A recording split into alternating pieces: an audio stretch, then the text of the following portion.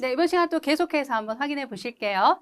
자, 개념 한번 봅시다. 시스템의 작업 환경에 영향을 주는 시스템의 속성 관련 정보를 기록하고 있는 변수다. 자, 뭔가요? 여기서 정답 바로 나오죠? 환경 변수를 의미를 합니다. 자, 그래서 얘는 변수 이름 부분에 이미 변수 이름, 이게 나오면 어떤 의미가 있어? 어떤 내용을 기록하고 있어? 이렇게 정해져 있다는 거죠. 예, 그래서 시스템 설정 사항에 대한 걸 파악을 할 수 있다라는 부분이고, 자, 이때 보시면 요런 정도 종류 또 물어볼 수 있거든요. 모든 환경 변수에 설정된 값들을 출력을 해보고 싶을 때, 자, MS-DOS나 윈도우즈 경우는 어떤 명령을 통해서 확인을 할 수 있느냐 하면 정답은 바로 set 명령을 통해서 확인할 수 있다. 이렇게 돼야 되겠고, 유닉스 쪽에서는 명령어가 조금 많습니다. 여러 가지 종류를 다 써라 할 수 있거든요. 자, 그랬을 때 종류는 set env, print env. 자, 그래서 명령어 자체를 구분해서 어떤 명령을 통해서 환경 변수에 설정된 값을 확인해 볼 수 있느냐라고 물어볼 수 있기 때문에 이런 정도도 제가, 왜냐하면 문제상에서 괄호를 이렇게 열어놓는 형태 가능하거든요. 그러면서 이런 경우는 대체로 그냥 일일이 다 써라 이런 경우보다 주어진 보기 항목이 있을 거예요. 그중에서 적합한 거를 기록을 해봐라. 이런 정도로 제시할 수 있거든요. 예, 그래서 구분 이렇게도 해보시고요. 자, 그 다음에 MS-DOS나 윈도우에서는 환경 변수를 사용할 때 퍼센트 기호를 붙이도록 하고 있습니다. 기호를 붙이는 부분에서. 그리고 유닉스 쪽에서는요, 이 달러 기호를 붙이도록 하고 있습니다. 자, 그러면 마찬가지로 우리 명령어 구분했던 것처럼 환경 변수 쪽에서도 어떤 환경 변수 설정된 것이 있으며 그것들이 어떤 내용을 포함하고 있는가 구분하는 거 한번 해보셔야 되거든요. 예, 그래서 이것도 빠르게 한번 확인해 볼게요, 우리. 자, 먼저 첫 번째로 윈도우즈 환경 변수 쪽에서요. 모든 사용자의 프로파일을 저장되는 위치를 확인하는 거죠. 어딥니까? 바로 all user. 그러니까 여기에서 영문에 대한 부분이 풀네임으로 혹은 약자 표현으로 이렇게 연결되어 있는 게 굉장히 많아요. 그래서 그거대로 사실상 기억을 해주시면 관련되는 정보가 어떤 건지에 대한 게 바로 연결이 되거든요. 그러니까 all 모든 유저, 사용자의 프로파일 이렇게 되잖아요. 그러니까 모든 사용자의 프로파일이 저장되는 위치 이렇게 되는 거죠. 어때요? 아시겠죠? 나머지도 그런 식으로 연결하시면 돼요. 자, 설치된 어플리케이션의 데이터가 저장되는 위치는 어플리케이션 데이터, app 데이터. 공용 어플리케이션의 위치는 common program files. 명령 처리기의 위치는 comspec. 요거는 이제 약어들을 연결을 좀 해놓은 형태네요. 그죠? 약어 형태로. 그 다음, 실행 파일을 찾기 위한 디렉토리 경로 순서는 패스에서 확인할 수 있고, 어플리케이션 설치된 기본 위치는 프로그램 파일스 이렇게 되잖아요. 그죠? 설치되어 있는 프로그램 파일의 위치에 대한 부분이니까 로그인한 사용자 계정 이름에 대한 거는 유저 네임 되시겠죠? 어때요? 연결 좀 이름이랑 연계가 좀 잘 되시죠? 예, 그래서 기억을 좀 해주시는데 이런 거 같은 경우는 직접적으로 얘를 마찬가지죠. 쓰게끔 할 수도 있지만 설명이 나오고 이 명령에 해당하는 게 어떤 거하고 연결이 되느냐 이렇게 이것도요 사실 직접적으로 쓰는 형태이기도 일 수도 있지만 그렇지 않고 이런 경우는 굉장히 좀 종류가 많은 경우는 대체로 보기 항목에서 좀 주어지는 경우의 형태로도 많이 등장을 합니다. 예, 그래서 주어졌을 때 그게 충분히 좀 구분이 가능한 정도여도 괜찮을 수 있습니다. 자, 그 다음에 계속해서 또 볼게요. 로그인한 사용자의 기본 홈 디렉토리 위치는 홈 패스. 그렇죠? 연결되시죠? 로그인한 사용자의 프로파일이 저장된 위치는 유저 프로파일이고요. 사용자 계정 인증돼서 접속한 서버 이름은 로그인 한 거잖아요. 그래서 로그인 서버 이렇게 되겠고 윈도우즈가 설치되어 있는 부팅된 드라이버는 시스템 드라이버. 그 다음에 윈도우즈 폴드의 저장 위치는 시스템 루트. 그래서 얘는 이제 루트라는 게 가장 상위 위치에 해당하는 부분이잖아요. 예, 그런 의미가 있겠고 윈도우즈 및 사용자의 임시 작업 폴더는 템프. 보통 이제 우리 임시 변수 그랬을 때 이제 템프 뭐 이렇게 많이 쓰거든요. 예, 동일합니다. 자, 이렇게 구분하시고 마찬가지로 요거는 이제 윈도우즈 연관해서 이렇게 윈도우즈 도스 쪽에서 환경 파일 이렇게 환경 변수 정의가 되어 있고요. 자, 계속해서 유닉스 쪽에서의 이제 환경 변수 마찬가지로 연결해 봅시다. 사용자 홈 디렉토리 경로는 홈. 실행 파일을 찾기 위한 디렉토리 경로 순서는 패스. 현재 작업 디렉토리는 PWD. 그 다음에 사용자 이름은 유저, 로그인한 터미널의 종류는 터미널 해서 TRM 이렇게 쓰겠죠? 사용자의 메일 보관 경로는 메일, 기본적인 지원된 지역 이름은 랭귀지 해서 랭, 뭐 이렇게 이제 기술을 하는 형태다라고 보실 수 있겠습니다. 자, 되셨나요? 예, 그래서 명령어 앞에서 구분하셨던 것처럼 마찬가지로 쭉쭉쭉 연결을 하셔가지고 어떤 환경 변수인지 기억을 해주시면 되겠고, 자, 계속해서 봅시다. 자, 기억장치 쪽으로 이제 좀 넘어가시거든요. 기억장치 종류가 여러 가지 종류가 있는데, 보조기억장치의 일부 공간, 보조기억의 일부 공간을 마치 주기억의 공간인 것처럼 사용한다. 그러면 이제 정답은 나오죠. 정답은 무슨 기억장치? 가상기억장치에 해당한다. 버추얼 메모리를 이제 의미하는 부분이고요. 자, 그러면서 여러 개의 프로그램을 여러 개의 블록으로 쪼개어서 일부는 가상 공간에 저장을 해놓고 필요한 거는 주기억으로 갖고 와서 명령 수행에 쓴다라는 거거든요. 그래서 이제 얘는 주기억 장치의 입장에서 너무 크기가 커서 적재를 한꺼번에 하지 못하는 프로그램에 대한 게 있다면 일부를 가상 공간에 저장을 해놨다가 필요한 시점에만 갖다 쓸 수 있도록 함으로써 결국은 주기억 장치 입장에서는 자신보다 더 큰 프로그램을 수행할 수 있는 그러한 상황이 된다라고 이제 설명을 할 수 있고요. 게다가 여러 프로그램을 쪼개어서 필요한 것만 갖다 쓰다 보면 공간에 대한 활용도가 커지잖아요. 그래서 여러 프로그램을 적재해서 운영할 수 있는 다중 프로그래밍 운영을 할 수 있도록 하는 것도 가상기억 장치의 역할이다라고 볼 수 있습니다. 자, 그래서 가상기억 장치에 대해서 정의 자체 기억해 주시고 계속해서 그렇다면 이러한 가상기억 자체를 구현을 하기 위한 방법적인 부분을 크게 두 가지 구현법으로 나눠보자 이거거든요. 자, 그래서 프로그램을 크기가 동일하다. 크기가 두 가지거든요. 크기가 동일한 거하고 크기가 동일하지 않은 거. 이렇게 두 가지인데 두 가지 형태에서 동일하다 이렇게 나오면 이거는 무조건 페이징 기법. 이렇게 기억하셔요. 네, 그래서 크기가 동일한 페이지 단위로 분할을 한다라고 이제 설명을 하고 있고, 자, 그러면서 여기서 자, 괄호 문제 한번 풀어볼까요? 주기억 장치의 프레임 크기와 가상 기억 장치의 프레임 크기가 동일하다. 그러니까 적재를 해야 될 쪼개어진 주기억 공간의 크기가 10인데 적재를 할 프로그램 페이지, 쪼개놓은 프로그램 페이지의 크기도 10이다. 그 얘기예요. 동일하다 그랬잖아요. 그렇죠? 똑같이 만드는 형태거든요. 페이징 기법이라는 자체가. 자, 그렇게 되면 얘는 어떤 단편화는 발생하지 않는다라고 얘기했어요. 어떤 단편화? 바로 외부 단편화. 자, 외부 단편화라는 것 자체가 어떤 의미예요? 나는 적재를 하고 싶은데 공간이 충분하지 못하다. 그래서 적재를 할 수가 없네? 이런 상황이 외부 단편화거든요. 공간은 분명히 있음에도 불구하고 충분치 못한 여러 공간으로 쪼개어져 있는 상황이다 보면 내 거를 저장할 수 없어 이런 상황이 될 수 있단 말이에요. 그랬을 때 외부 단편화다라고 얘기를 하는데 얘는 크기가 똑같잖아요. 그죠? 그러니까 그런 상황이 생길 수 있다? 없다는 거죠. 그러니까 외부 단편화는 발생하지 않는다. 자, 그러면서 당연히 주소 변환을 하기 위해서는 맵 테이블이 필요하고요. 정보를 기억을 하고 있어야 되잖아요. 공간 어디에 적재할지 이런 것들. 그래서 주소 변환을 하기 위한 페이지 맵 테이블에 대한 게 이제 필요하다는 거고. 자, 페이지 크기 이하의 작은 메모리가 요구되는 경우에는 무슨 얘기냐면 지금 기본적으로는 모두 다 10 크기로 하자라고 얘기를 했는데 이런 경우 있어요. 프로그램의 크기를 생각을 해보셨을 때 10씩 다 쪼갰어요. 근데 전체를 10 쪼개고 나서 보니까 마지막에 5만큼이 남는 거예요. 그럴 수 있잖아요. 왜냐하면 무조건 10으로 다 쪼개서 정확하게 10으로 딱 떨어져 이럴 수는 없잖아요. 10 사이즈로 모두 다 똑같이 다 쪼갰어요. 근데 이제 마지막에 5만큼이 남게 되는 공간이, 페이지 크기가 5만큼이 되는 이런 상황이 있을 수 있다는 거죠. 자, 그런 상황이 있을 때, 그러니까 그런 상황.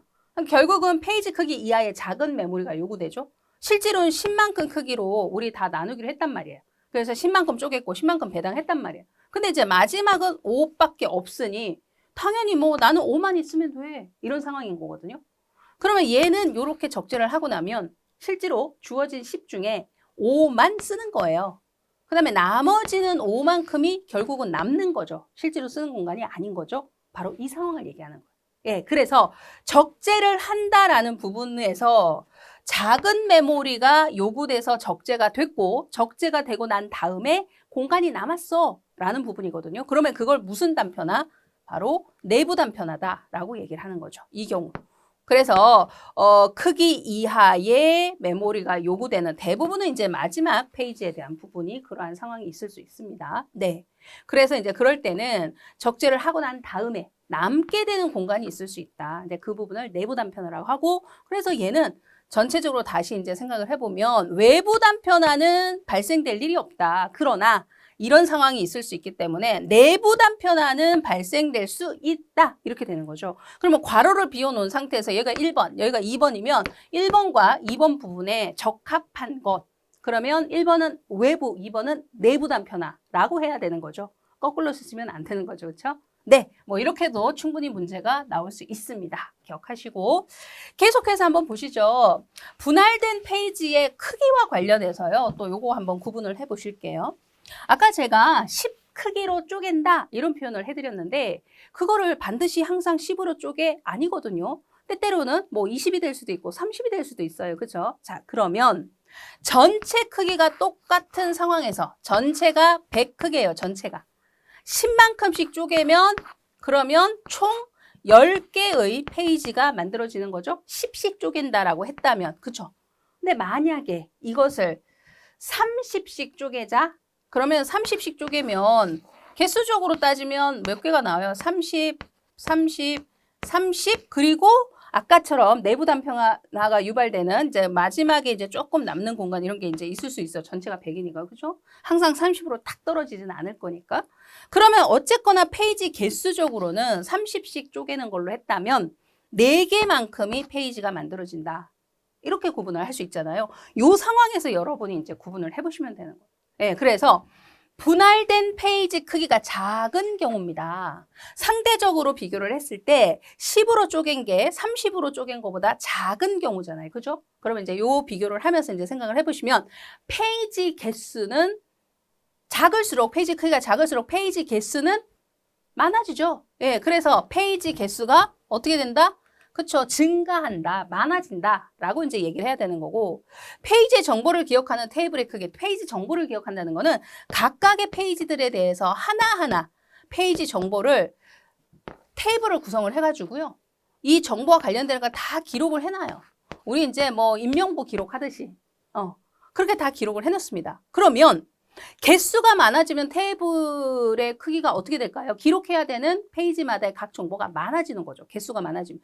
10개면 10가지 종류, 4개면 4가지 종류 이렇게 되니까 당연히 테이블의 크기는 커져요. 크기 자체가. 예. 그래서 기억 공간의 낭비, 요거 테이블 크기 때문에 기억 공간의 낭비가 발생될 수 있다라고 이제 얘기를 하는 거고요.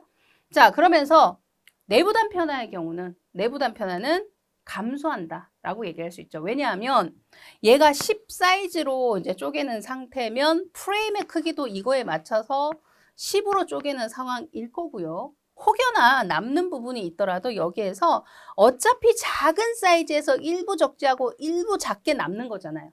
큰 데서 일부 적재하고 이만큼이 남는 게 아니잖아요. 그죠? 네, 그래서 페이지 크기가 큰 경우보다 작은 경우가 내부 단편화로 따지면 서로 상대적으로 비교했을 때 감소한다라고 얘기를 할 수 있는 거죠. 자, 그러면서 구역성, 워킹셋, 구역성의 확보에 대한 향상되는 부분이 좋고 워킹셋에 대한 확보에 유리하다라고 이제 표현을 하는데 요 단어에 대한 거는 다시 한번 또 확인을 해보도록 하겠습니다.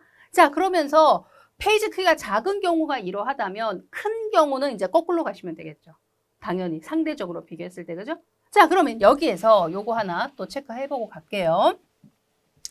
일정 시간 동안 참조하는 페이지의 집합이다. 이렇게 나오면 자, 그래서 이제 나머지 쭉 있습니다. 자주 사용하는 페이지가 미리 주기억 장치에 갖다 놓으면 부재와 교체 횟수가 줄어서 수행 속도가 향상된다. 그래서 일정 시간 동안 참조하게 되는 페이지의 집합이다. 그래서 요게 바로 워킹셋이다. 라고 해석을 할 수 있는 개념입니다. 네, 그래서 작업을 하는 동안에 자주 사용하는 페이지로 워킹셋이 구성이 되어 있으면 페이지 부재, 페이지가 필요한데 없는 상황. 그 다음에 없다 보니까 뭔가 교체를 해서 다시 갖다 놔야 되고 바꾸고 이런 상황. 이런 부분에 대한 게 감소되니까 전체적인 수행 속도가 빨라진다라고 이제 설명을 하는 거죠. 네. 자, 그러면서 워킹셋에 있는 페이지를 참조하면 프로세스 입장에서는 굉장히 안정적인 상태. 왔다 갔다 교환하고 바꾸고 이런 상태가 아니니까, 그죠? 안정적인 상태로 운영이 된다라는 이제 부분을 얘기를 하고 있습니다. 자, 나머지 부분 이제 참고해서 한번 확인해 보시면 되겠고. 자, 그 다음으로는 프로그램이 실행될 때 기억장치의 정보를 균등하게 사용하는 게 아니라 특정 부분을 집중적으로 참조하게 된다. 이걸 뭐라고 할까? 요게 바로 아까 앞에서 두 가지 나왔던 개념 중에 구역성에 대한 부분이에요. 구역성. 그러니까 집중적으로 특정 부분 골고루 전체를 다 쓰지 않는다는 거죠. 우리가 생각하는 것처럼. 그렇지 않고 굉장히 특정 부분에 대한 거를 집중적으로 쓰는 경향들이 있더라, 일반적으로. 자, 그랬을 때 두 가지 상태로 나눠요. 두 가지 상태 중에 어떤 프로세서가 최근에 참조한 기억 장소의 특정 부분을 그 이후에도 가까운 시간 동안 참조 가능성이, 이 부분은 집중적으로 참조할 가능성이 높아 라고 이제 해석을 하면서 반복문 수행, 카운팅하는 거, 부프로그램 수행, 스택에 대한 운영, 그 다음 집계 변수 이런 부분이 해당된다라고 이제 구별하는 구역성은 시간구역성이라고 합니다. 시간구역성에 대한 설명이고, 그 다음 또 하나는 일정 위치의 페이지와 그 주변의 페이지를 집중적으로, 일정 위치에 존재하는 페이지가 있고 그 주변에 존재하는 페이지가 있어요. 그러면 이게 이제 저장되어 있는 위치 개념이죠. 그래서 이제 이 부분은 공간적으로 집중적으로 활용되는 공간구역성이라고 이제 구분을 하는 거예요. 되셨나요? 예, 그래서 두 가지 형태. 구역성이란 자체 이제 구분하시면서 그거를 좀 더 세분화시키면 시간구역성과 그리고 공간구역성으로 나누고 있다라는 거까지 이제 명확하게 구분을 좀 해두시면 좋겠습니다. 예, 그래서 아까 앞에서 페이지 크기가 이제 작은 경우에 대해서 구역성에 대한 얘기하고 워킹셋에 대한 얘기를 했었잖아요. 예, 관련해서 용어 더불어 같이 정리를 해두시면 됩니다. 자, 그러면 페이지 크기가 큰 경우에 대한 부분이라면 상대적으로 작은 거하고 서로 상반되게 기억을 해주시면 되겠죠? 네, 그러면서 이제 상반되게 기억하시면서 자, 페이지가 크면 실제로 참조하려는 정보와 관련되지 않은 정보가 한 페이지 안에 포함되었을 가능성이 크다. 그러니까 페이지 크기가 워낙 크니까 이 안에 들어있는 내용들이 많을 거라는 거죠. 그렇죠? 그러면 실제로 작업을 하기 위해서는 이 정도만 사용을 하는데 사용하지 않는 내용에 대한 것까지도 포함되었을 가능성이 작은 경우보다 훨씬 더 크다라고 이제 설명을 하는 거죠. 그렇죠? 그러면서 내부 단편화가 상대적으로 비교했을 때 얘는 큰 공간에 조금만 쓰면 더 많은 공간이 남게 되니까 내부 단편화가 더 크게 작은 경우보다 많이 발생할 수 있다는 측면. 자, 그러나 디스크 접근 시간에 대한 부담이 적다. 입출력을 좀 빠르게 할 수 있다, 효율적으로. 왜냐하면 덩어리가 크니까 입출력 단위로 30 사이즈로 입출력을 하는 거랑 10 사이즈로 입출력을 하는 거랑 접근해야 되는 횟수 다르잖아요. 그죠? 10만큼 사이즈로 쪼개면 100은 10개가 되니까 10번 왔다 갔다 해야 되는 거예요. 한 페이지씩 이동을 하는. 근데 30씩 쪼갠 상태면, 그쵸? 그러면 4번만 왔다 갔다 하면 되잖아요. 입출력을 할 때 그 차이 생각하시면 돼요. 예, 그 부분에서 접근 시간에 대한 부담이 적고 입출력 전송 효율이 좋다. 빠르게 입출력 해줄 수 있다라고 이제 설명을 하고 있습니다. 자, 그 다음으로는 가변 사이즈 블럭이라고 얘기했어요. 그리고 이미 이제 답은 나왔죠. 세그먼트 단위. 그래서 세그먼테이션 기법이다. 그러니까 아까 앞에서 페이징 기법하고 이제 상대적으로 두 가지 기법 중에 세그먼테이션 기법이고 얘는 크기 자체가 동일한 게 아니라 가변 사이즈. 다르다. 그때그때 다르다라고 이제 얘기하는 거죠. 그러면서 기억장치 보호키가 필요하다라는 건 뭐냐면 크기가 다른 세그먼트가 들어오기 때문에 기억 공간에 들어오는 세그먼트들이 얘는 5 사이즈예요.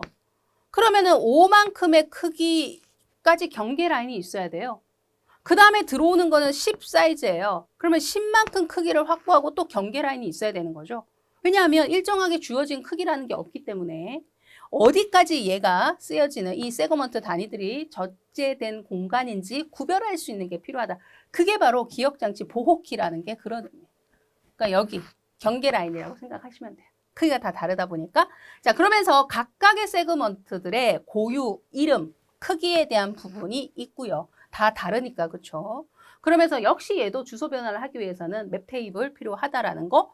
게다가 배치를 하는 방법에 있어서 최초, 최적, 최악적합 같은 배치 기법이 필요하다. 왜냐하면 공간이 다 크기가 다르고 세그먼트도 크기가 다르다 보니까 현재 시점에 비어있는 공간 중에 어디다가 적재를 해야 될까 달라질 수 있는 거거든요.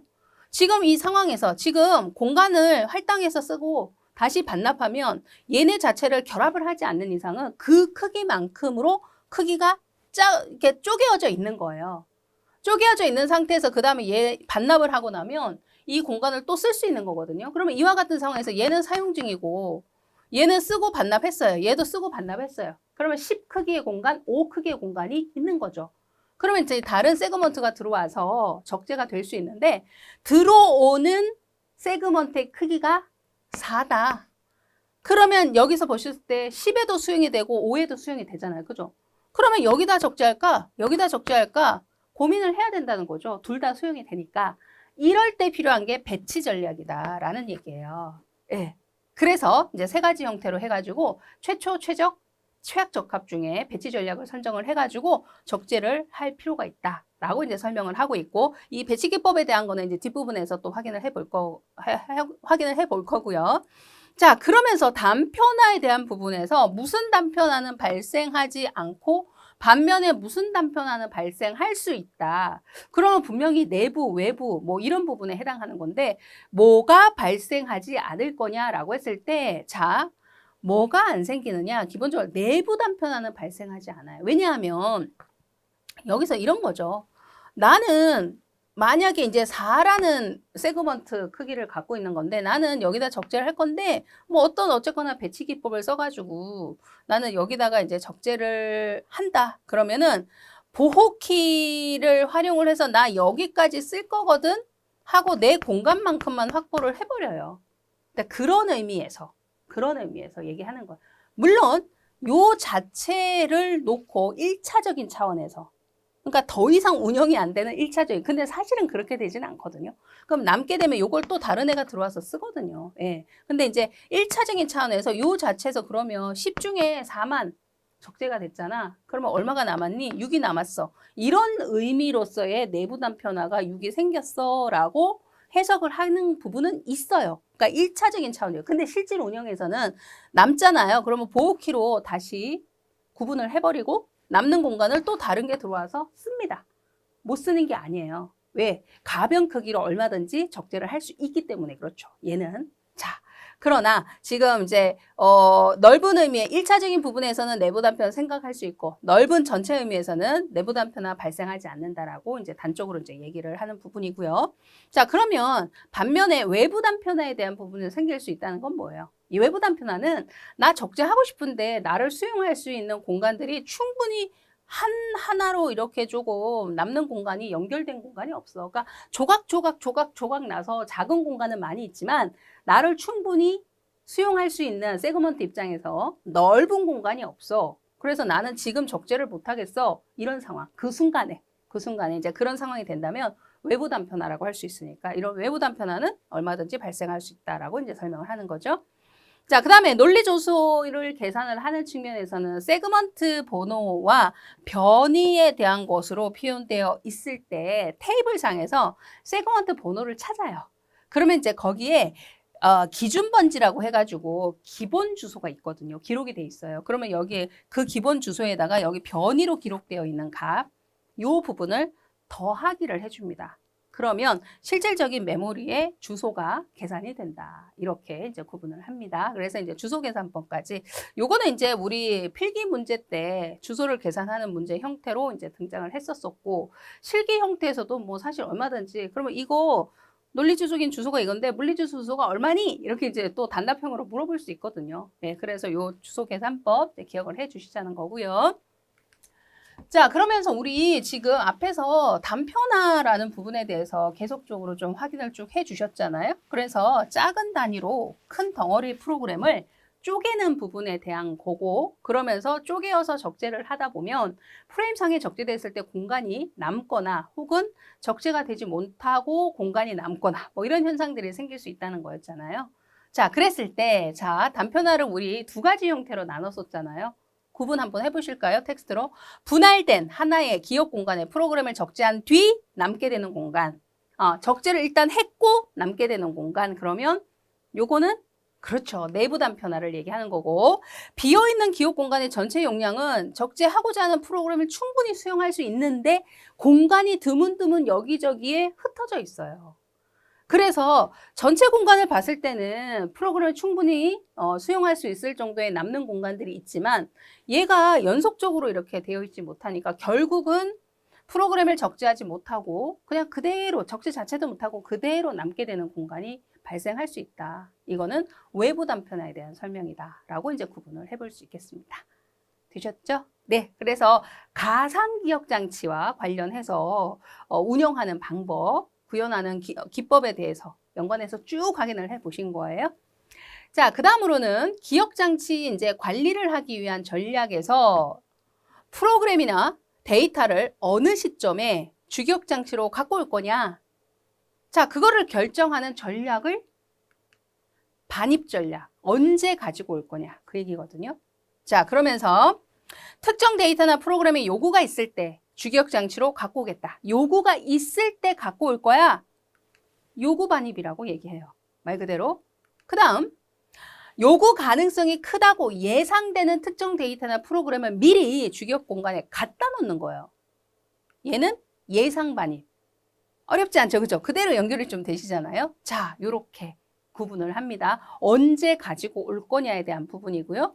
계속해서 주기억 장치의 프로그램의 데이터를 적재하고자 할 때 위치를 결정한다 그랬어요. 적재할 때.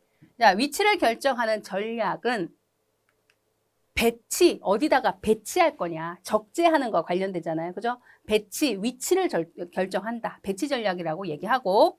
자, 그러면서 적재할 프로세스를 수용할 수 있는 가용 공간 중에 첫 번째 인식되는 공간에 가용 공간이라는 거는 당연히 충분히 수용할 수 있는 공간의 크기야 이런 얘기예요. 뭐 수용 안 되는 크기는 말이 안 되는 거고요. 수용되어질 수 있는 공간 중에 첫 번째로 인식되는 공간에 배치를 할 거야. 그러면 전략 중에 최초 적합이라고 이제 구분을 합니다. 자, 그래서 얘는 무조건 가용 공간 중에 첫 번째로 인식되는 공간에 넣어버리니까 나머지 공간에 대한 건 확인을 안 하거든요. 그러니까 배치 결정이 가장 빠르다라고 이제 얘기를 할 수 있는 것이고, 계속해서 적재할 프로세스를 수용할 수 있는 역시 공간 중에서 자, 이겁니다. 가용 공간 중에 프로세스의 크기 차이가 가장 적은 공간에 배치할 거야. 그러면 그죠? 최적 적합이다. 이렇게 이제 구분을 하는 거죠. 근데 얘는 가장 비슷한 공간에 넣는 거기 때문에 내부 단편화가 제일 적게 발생한다라고 이제 얘기를 할 수 있는 거죠. 거의 흡사한 공간에 집어넣으니까. 자, 그리고요. 얘는 프로세스와 크기 차이가 가장 큰, 그러니까 금방 보신 최적 적합하고 반대죠. 가장 큰 차이가 큰 곳에 배치할 거야. 자, 얘는 최악 적합이다. 이렇게 돼요. 근데 최악 적합을 하는 이유는 뭐냐면 남는 공간에 대한 것도 커잖아요. 그렇죠? 그만큼 이제 공간 차이가 크니까. 그래서 남는 공간에 대한 크기 차이가 크기 때문에 남는 공간을 활용해서 또 다른 프로세스를 또 거기다 적재할 가능성이 커지는 측면에 대한 게 있다라는 부분에서 또 최악 적합을 사용을 합니다. 그래서 이거는 어떤 것이 좋다 나쁘다보다 현재 프로세스 그러니까 실질적인 작업을 수행을 하는 데 있어서 어떤 전략법을 쓰는 게 가장 좋다, 나쁘다, 그 순간 환경에 따라서 달라질 수 있는 거지, 딱 그냥 상대적으로 그냥 이게 좋아, 무조건 이건 좀 그래, 이렇게 표현할 수 있는 부분은 아닙니다. 그때그때 이제 상황에 가장 적합한 거를 말 그대로 이제 선택을 좀 해야 되는 그런 상황인 거죠. 자, 그렇다면 지금 이와 같은 형태로 메모리가 분할되어 있다면 이때 여기에 이제 어떤 위치에 어떤 작업이 적재될 거냐 한번 따져보자는 거죠. 자, 한번 봅시다. 당연히 사용 중인 거는 뭐 지금 사용을 할 수 없고 나머지 숫자로 기록되어 있는 이 부분은 분할돼서 지금 이와 같은 크기를 갖고 있다라고 이제 얘기를 하죠. 자, 그럼 봅시다. 8, 16, 15, 14 작업 순서대로 최적 적합으로 배치를 하겠다 그랬어요. 그러면 어디다가 배치가 될 거면 최종적으로 내부 단편화와 외부 단편화는 얼마만큼의 크기가 될 거냐 이걸 이제 물어보고 있어요. 그러면 이때 여러분이 적재를 하실 때는 반드시 제시되어 있는 작업 순서대로 배치를 한다. 당연히 생각하셔야 됩니다. 그러면 8부터 그 다음에 16, 그 다음에 15, 그 다음에 14 순서대로 하라고 했으니까 그러면 자, 8 어디다 넣어야 최적합에 가장 맞도록 적재가 된 걸까요? 그쵸? 17, 10, 15, 12 중에 8은 그쵸? 10 위치에 넣어야 가장 이제 공간 사이즈가 비슷한 곳에 넣어야 되니까 되는 거고. 그 다음 16은 이 중에 그쵸? 17 위치에 넣어야지만 맞겠죠. 그 다음 세 번째로 15는 딱 있죠. 15 위치에 넣어야 정확하게 잘 맞네요. 마지막으로 14에 해당하는 작업은 자, 남아있는 작업이요. 남아있는 작업이 14고 남아있는 공간도 12밖에 없습니다. 그래서 지금 사실 이 공간은 충분치 못하죠. 14가 들어가기에는. 그래서 결국은 14 작업은 적재가 못 돼요. 그러면 12에 해당하는 공간은 아무것도 적재가 안 된 채로 그냥 고스란히 그냥 남게 되는 거죠. 현 시점으로 해서 딱 보시면. 자, 그러면 여기까지 보셨을 때 최종적으로 이 상황까지 딱 보셨을 때 내부 단편화 그리고 외부 단편화의 크기는 얼만큼. 자, 여기에서 이만큼의 남는 공간 발생했고요. 그 다음에 여기에서 1만큼 남는 공간 생겼고 여기는 남는 게 하나도 없었어요. 그죠? 자, 요렇게 적재를 하고 난 다음에 남게 되는 공간은 내부 단편화. 그래서 내부 단편화는 두 개 합쳐서 총 3만큼의 크기가 될 거고요. 외부 단편화는 아무것도 적재되지 못하고 고스란히 그 상태 그대로 남게 되는 어떤 공간이 있어요? 그쵸? 여기에 12만큼. 그래서 외부 단편화는 12만큼 발생을 한다라고 해서 크기를 얘기를 할 수 있습니다. 요렇게. 예, 그래서 이런 것도 뭐 당연히 얼마든지 뭐 나올 수 있죠. 그래서 적재됐을 때 어디에 적재가 될 거냐 이런 거. 뭐 이렇게 이제 내부 단편화 크기를 더불어 더 나가서 물어볼 수도 있지만 얘 최적 적합하면 15짜리 작업은 어디에 적재가 되는 상황이냐 이제 이런 부분들 얼마든지 물어볼 수 있겠죠. 네, 확인하시고요. 계속 한번 봅시다. 이번에는 페이지 교체 전략에 대한 부분입니다. 가상 페이지로 구성된 프로그램을 실행할 때 참조를 원하는 페이지가 주기억 공간 프레임상에 없을 때를 뭐라고 얘기한다? 페이지가 공간에 없어요. 말 그대로 해석하시면 돼요. 페이지 부재라고 얘기하죠. 페이지 폴트 상황. 자, 그래서 페이지 부재 상황이면 주기억 공간이 없으니까 어떻게 해결해야 돼요? 가상 공간에 넣어두었던 페이지를 가지고 와야죠. 주기억으로.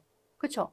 제가 이제 앞에서 우리가 살펴볼 때 가상 공간에는 현재 당장 쓰여지지 않는 프로그램 일부들을 맡겨놓고 필요한 시점에 주기억으로 갖고 와서 작업 처리에 활용을 한다라고 얘기했잖아요. 그죠? 근데 제가 작업 처리를 하려고 딱 봤더니 난 3번 페이지가 필요한데 3번 페이지가 주기억이 없어요. 그러면 얘는 가상 공간에 맡겨놨겠죠? 그럼 여기에 맡겨놨던 걸 갖고 와야 되는 거죠. 예. 그래서 얘를 가지고 와야 돼요. 페이지 부재니까. 그래서 가지고 왔는데 문제는 또 생긴 거죠. 주기억 공간에 적재를 하고 싶은데 공간이 다 찼어요. 지금 뭐 여기에 1번, 2번, 3번 페이지 3개가 들어갈 수 있는 상황인데 다 찼어요. 그러면 갖고 와도 난 4번을 넣고 싶은데 넣을 수 있는 공간이 없죠. 그럼 어떻게 해야 돼요? 적재되어 있는 것 중에 어떤 페이지 누군가를 빼자 이거거든요. 그게 바로 페이지 교체입니다. 교체. 바꾸자. 뭔가를 빼자. 그리고 공간 생기면 거기다 4번을 넣자. 이 얘기거든요. 그러면 이제 이때도 그렇다면 뭐가 필요하겠어요? 어떤 페이지를 제거 대상으로, 교체 대상으로 선정을 할 것이냐. 이 전략이 필요하겠죠? 네. 그래서 이제 그 전략에 대한 부분들 구분해서 나옵니다. 자, 볼게요.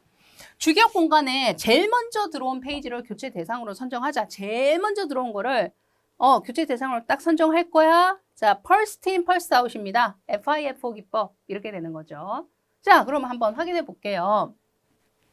FIFO 페이지 교체 알고리즘을 사용을 할 건데 이때 보시면 페이지 프레임을 최대 3개를 수행할 수 있는 상태고 처음에는 완전히 비어있는 상태로도 출발할 거다 얘기했어요. 자, 페이지를 참조하는 순서, 이 순서대로 쭉 참조를 합니다. 그러면 제일 처음에 1번부터, 자, 여기에서 시간 흐름에 따라서 이제 표로 표현을 좀 해드린 거예요. 그래서 첫 번째 프레임이 처음에 완전히 비어있는 상태에서 첫 번째 1번 참조를 원했잖아요. 그러면 1번에 대한 거 가져다가 배치합니다. 자, 완전히 비어있는 상태로부터 출발을 했기 때문에 1번에 대한 페이지를 요구했을 때 1번에 대한 게 프레임에 존재했나요? 없잖아요. 완전히 비어있으니까. 그러니까 얘도 1번 처음에 없었어. 부재 상황이야. 라고 체크할 수 있는 거예요. 그러면서 1번 페이지를 가상 공간에서 갖고 왔겠죠. 갖고 와서 프레임에 적재를 한 거예요. 공간은 충분하니까 적재가 된 거죠. 그죠? 그 다음 2번을 요청했어요. 없습니다. 지금 1번밖에 없어요. 그죠? 그러면 2번에 대한 것도 부재 없어요? 그러면 가지고 와서 또 적재합니다. 적재했죠? 3번 요청했어요. 있나요? 없죠. 현재는 1번, 2번밖에 없었어요. 그래서 3번도 부재 상황이다. 그 얘기죠? 그러면 3번을 또 갖고 와서 적재를 했어요. 뭔지 아시겠죠? 예. 그래서 처음에는 완전히 비어있는 상태부터 출발을 하니까 지금 요청된 것들은 아무튼 뭐 없어요. 그래서 계속 부재 그러면서 또 갖고 와서 적재한 거예요. 되셨죠? 자, 그 다음에 또 봅시다. 1번을 요청했을 때 현재 프레임에는 1번, 2번, 3번이 적재돼 있다는 거 알고 계시잖아요. 그죠? 자, 1번 요청했을 때 1번 있나요? 있죠. 그래서 적중이라고 명시를 해놓은 거예요. 있다. 프레임상에 1번 있어. 그러면 있으니까 다른 거 뭐 할 거 없어요. 갖고 올 것도 없어요. 그냥 그대로 참고해서 작업하면 됩니다. 얘는 적중한 거고. 2번 요청했을 때도 2번 있어요. 적중 있어. 그대로 참조해. 이렇게 되는 거죠. 자, 이때 이제 여기서 4번을 요청을 했을 때는 현재 1번, 2번, 3번이 있는 상태죠. 4번 있나요? 없습니다. 그럼 부재 맞죠? 부재 상황. 자, 그래서 4번을 가상에서 갖고 와서 적지를 하려고 쓱 갖고 왔는데 보니 공간이 꽉 차 있습니다. 이 상황. 4번을 넣을 데가 없는 거예요. 그러면 이제 이때 어떻게 해야 돼요? 1, 2, 3번 페이지 중에 어떤 페이지를 빼자.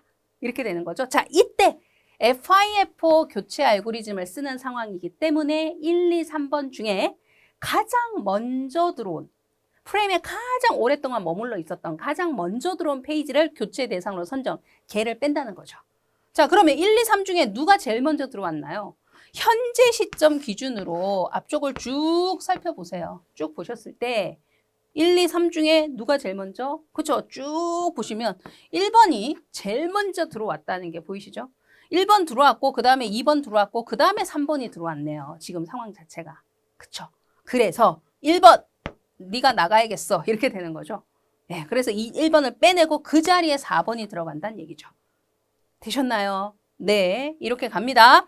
자, 그 다음에 5번을 요청했을 때도 현재 4, 2, 3이 적재되어 있는 상태 5번 없습니다. 그러니까 부재 상황이다 라고 이제 보시면 되고 역시 5번을 갖고 와서 적재하고 싶으나 공간이 없어요. 그러면 4, 2, 3 중에 누군가를 빼자. 누구를 빼요? 4, 2, 3 중에 제일 먼저 들어온 페이지. 4, 2, 3 중에는 역시 이 시점 기준으로 앞에를 쭉 보셨을 때 4, 2, 3 중에는 누가 제일 먼저 들어왔어요? 2가 제일 먼저 들어왔죠. 2 다음에 3이 들어온 상황이고 4는 제일 늦게 들어왔네요. 그죠?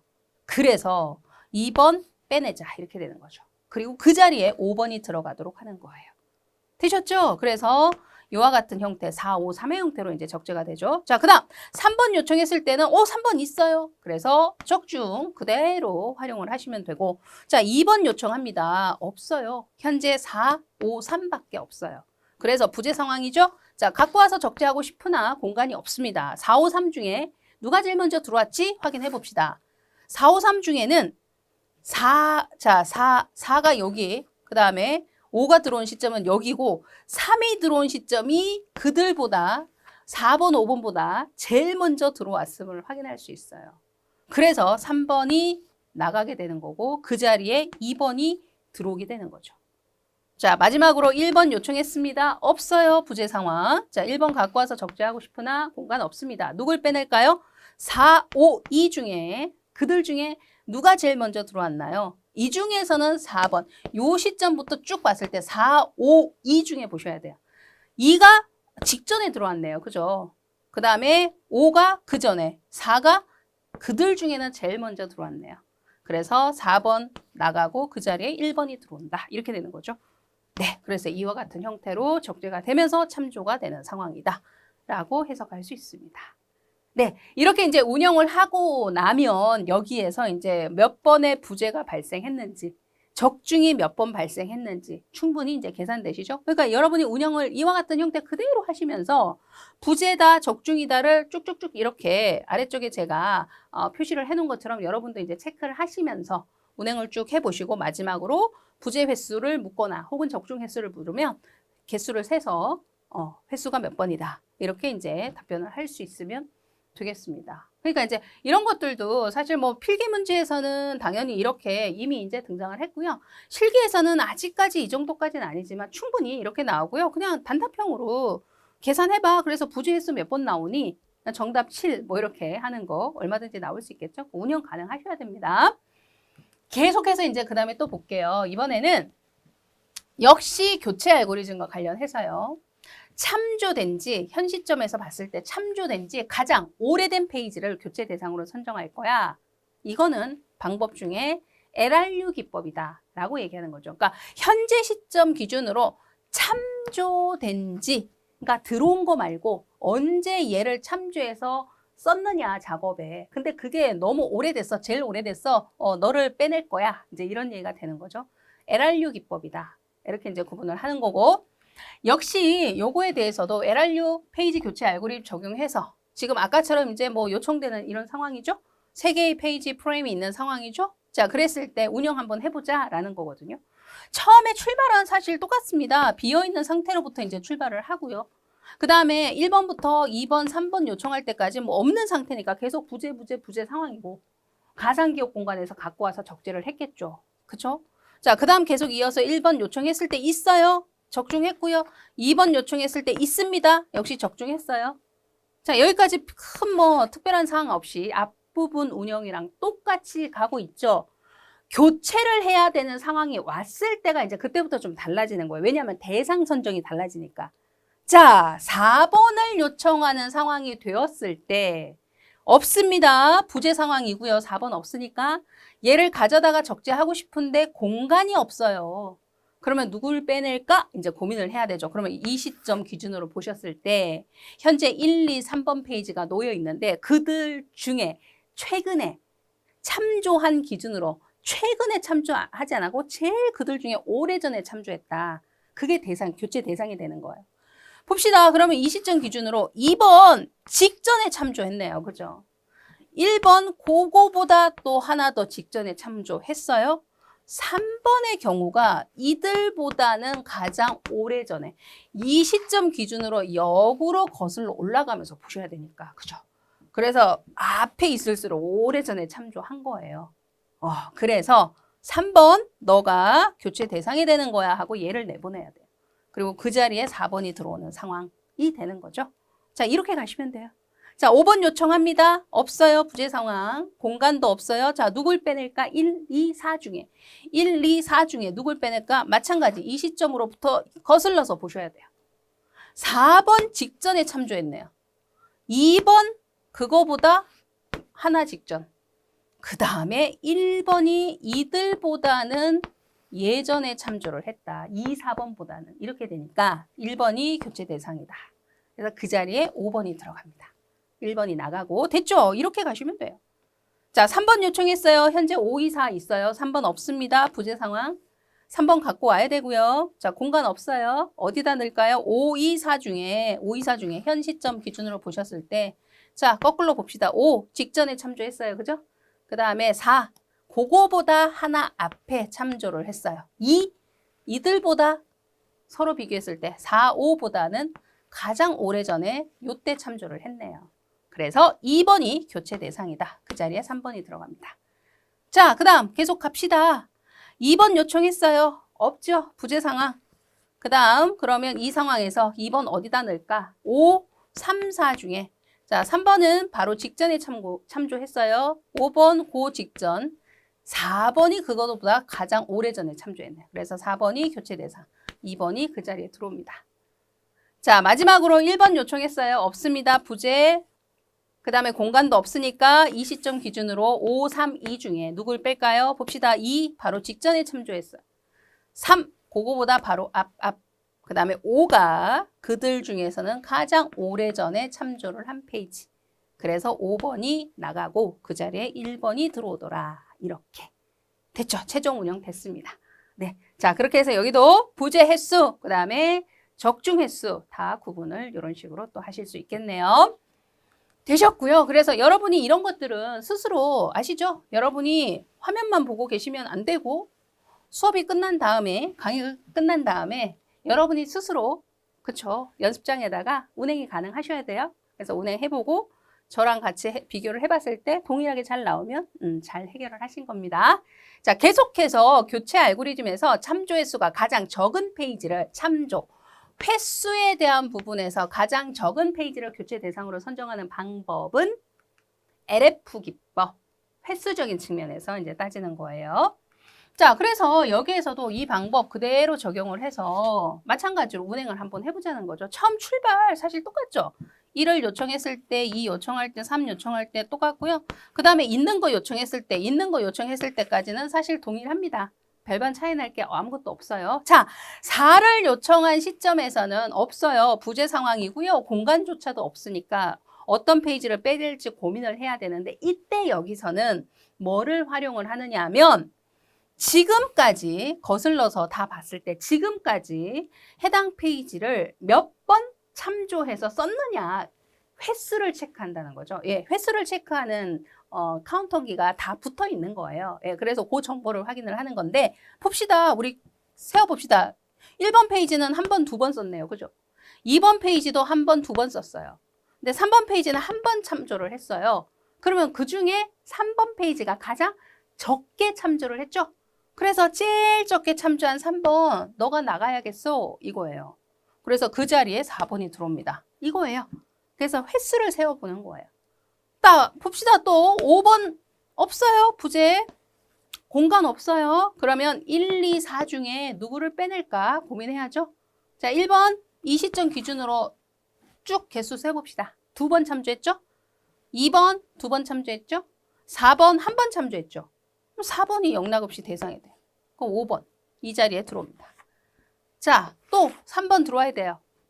부재 상황. 자, 1번 2번 썼죠? 2번 2번 썼죠? 5번 한 번 썼죠? 얘가 나가야 돼요. 이 자리에 들어옵니다. 아시겠죠? 그 다음 자 2번을 요청했을 때는 있어요. 1, 2, 3번. 적중. 1번 요청했을 때 있어요. 적중. 예, 그래서 얘는 그대로 참조하면서 마무리될 수 있겠네요. 되셨죠? 자, 이렇게 가시면 되고요. 자, 때때로 이런 의문을 가질 수 있거든요. 그러면 만약에 횟수가 똑같으면 어떻게 되는 걸까? 그럴 수 있죠. 횟수가 똑같으면 누구를 그럼 빼내야 돼? 예를 들어 1번도 한 번 썼고 2번도 한 번 썼어요. 그러면 1번, 2번 중에 누굴 빼낼까? 요거 이제 고민을 해봐야 되거든요. 그럴 때는 일반적인 문제로 출제되는 상황에서는요.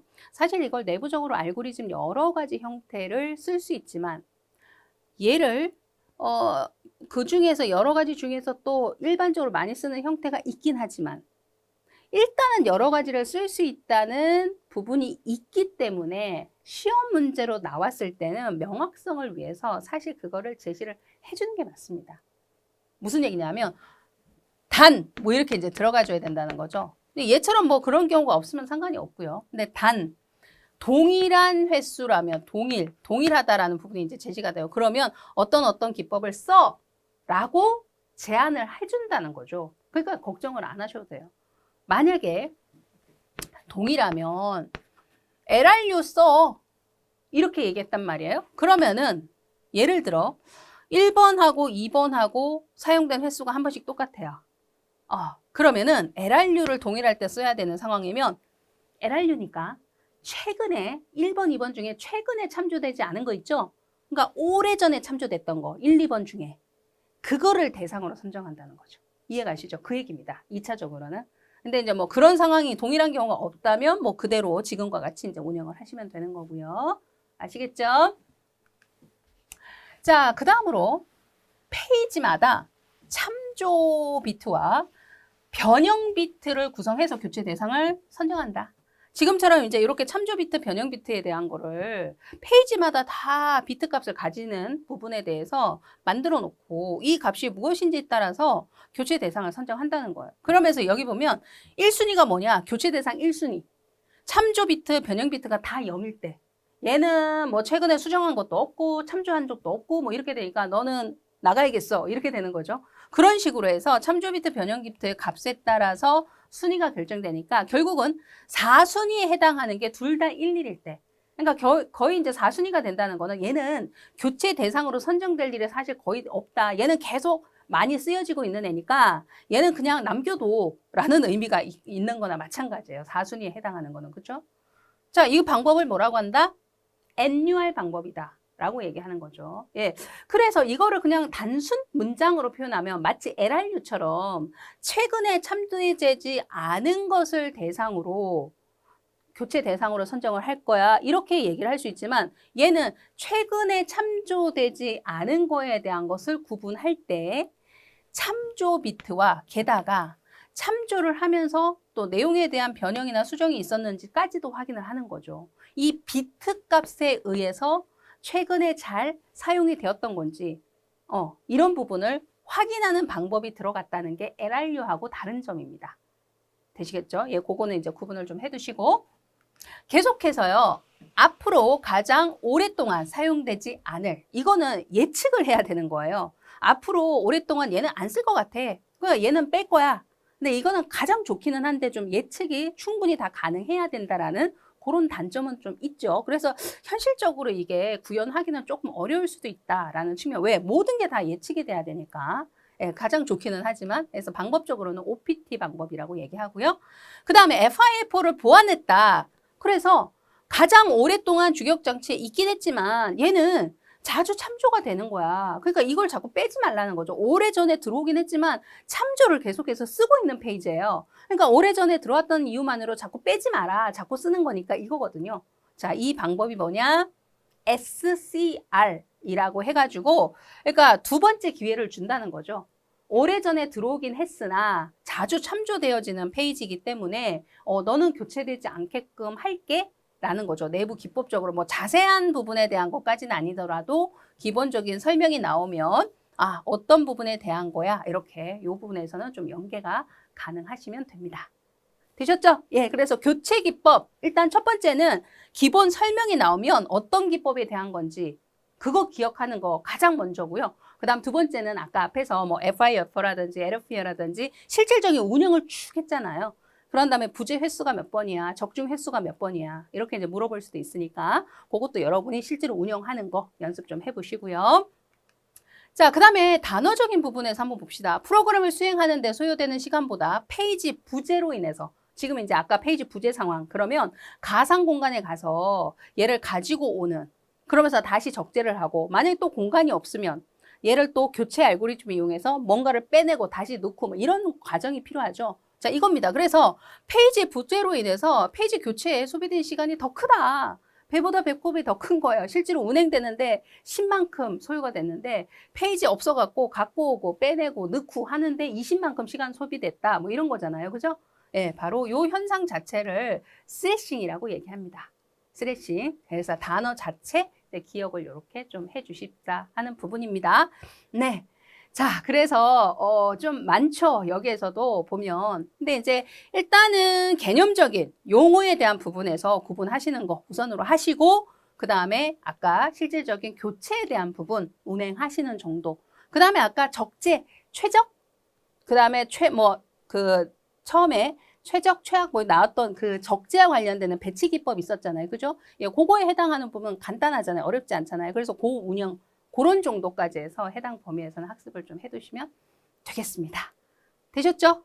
네, 이렇게 해서 좀 잘 좀 정리해 두시고요. 우리 또 뒷부분 계속해서 다음 시간 이어가도록 하겠습니다.